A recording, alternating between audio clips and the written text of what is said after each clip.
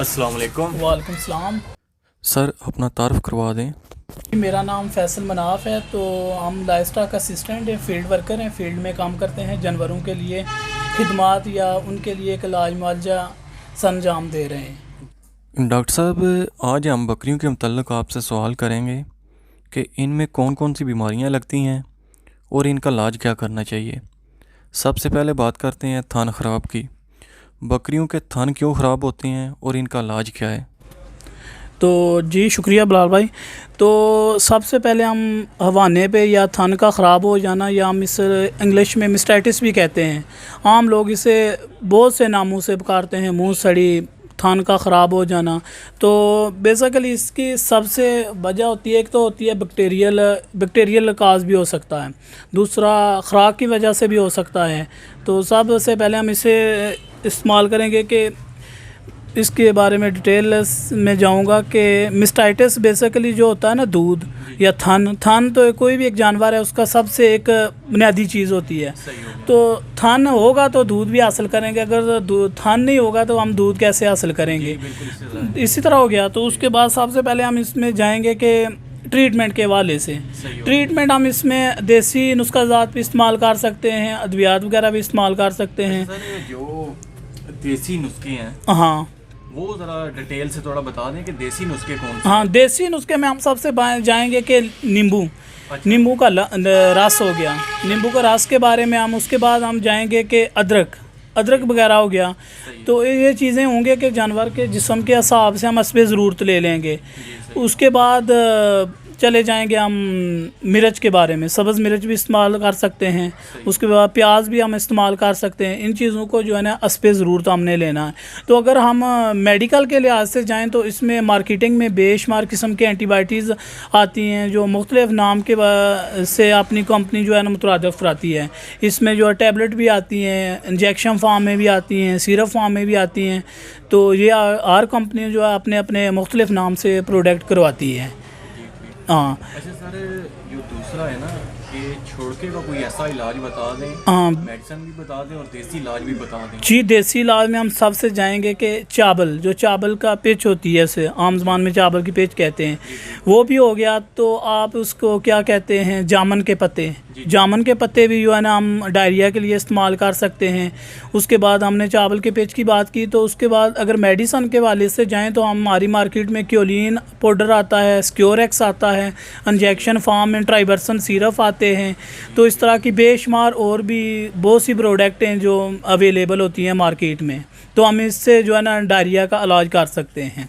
अच्छा सर, ये जो बुखार वगैरह या दूध और गोश्त की पैदावार, इस सिलसिले में भी कोई ना डिटेल के साथ हमें बता दें कि ये कैसे करें। हाँ, बिल्कुल। हाँ, सबसे पहले अगर हम एक एग्जांपल ले लेते हैं कि एक बकरा हमने जो है ना या भी एक बैल कुर्बानी के लिए तैयार करना है। तो हर फार्मर या हर आदमी की यही ख्वाहिश होती है कि हमारा जानवर सेहतमंद हो, अच्छा हो। तो उसके लिए तो सबसे है कि उस पर तवज्जो की ज़रूरत होती है कि उसको कौन कौन सी चीज़ें ज़रूरी हैं। सबसे पहले गोश्त के लिए जो है ना, उससे सबसे पहले उसकी डिवर्मिंग करवाएं। जो है ना कीड़े होते हैं बेसिकली जानवर के जिस्म का हिस्सा हैं जो उसके नुकसान हो सकते हैं, जिसे आम ज़बान में हम मलाप कहते हैं या वर्म कहते हैं। तो सबसे पहले उसके लिए उसकी डिवर्मिंग करवाएं। उसके बाद उसके लिए अच्छा सा मार्केट में वनडे अवेलेबल आ रहे हैं।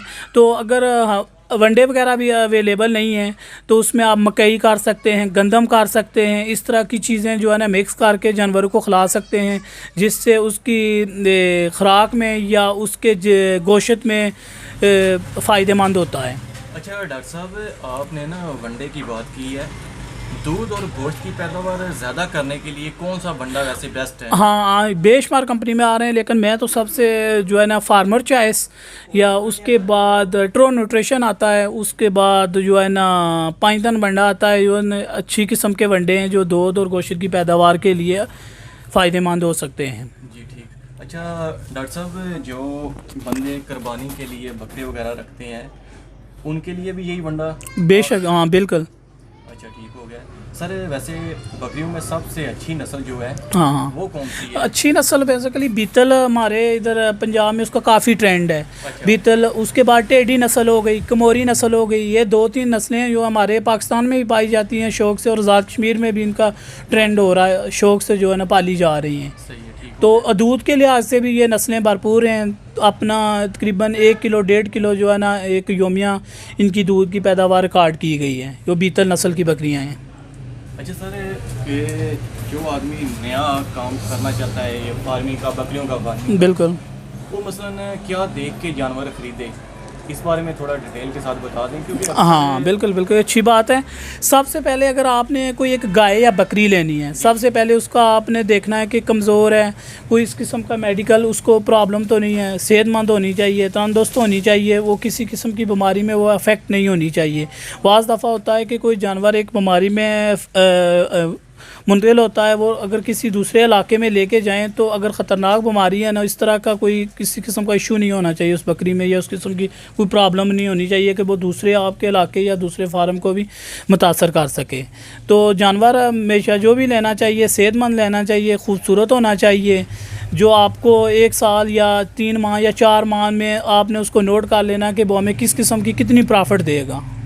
अच्छा डॉक्टर साहब, आप क्या समझते हैं कि ये जो बकरियों का फार्मिंग का काम है, ये फ़ायदेमंद है या नुकसान? फ़ायदेमंद है। अगर इसको इसकी बेसिक बुनियादी वजूहात को समझा जाए तो फ़ायदेमंद है। कोई भी चीज़ है अगर उसकी वजूहात को समझा जाए तो फ़ायदेमंद होती है। अगर उसकी वजूहात को नहीं समझे कि कोई भी कारोबार है वो तो नुकसानदेह होगा। तो कोई भी कारोबार है उस पर आपको अपनी तवज्जो देनी चाहिए, तवज्जो की ज़रूरत होती है, तो कारोबार फ़ायदेमंद होता है, कोई भी नुकसानदेह नहीं। तो लाइफ स्टॉक का मैं तो यही समझूँगा कि लाइफ स्टॉक का जो शोबा है या कारोबार है, ये फ़ायदेमंद हो सकता है, दूध के लिहाज से भी और गोश्त के लिहाज से भी फ़ायदेमंद हो सकता है। डॉक्टर साहब बहुत बहुत शुक्रिया जी, आपने अपना कीमती टाइम हमें दिया है। जी कोई मसला नहीं। तो आपसे मुकम्मल तावन होगा। अगर किसी किस्म की कोई रहनुमाई हो तो इंशाल्लाह आपसे मज़ीद रब्ता रहेगा। तो शुक्रिया बिलाल भाई।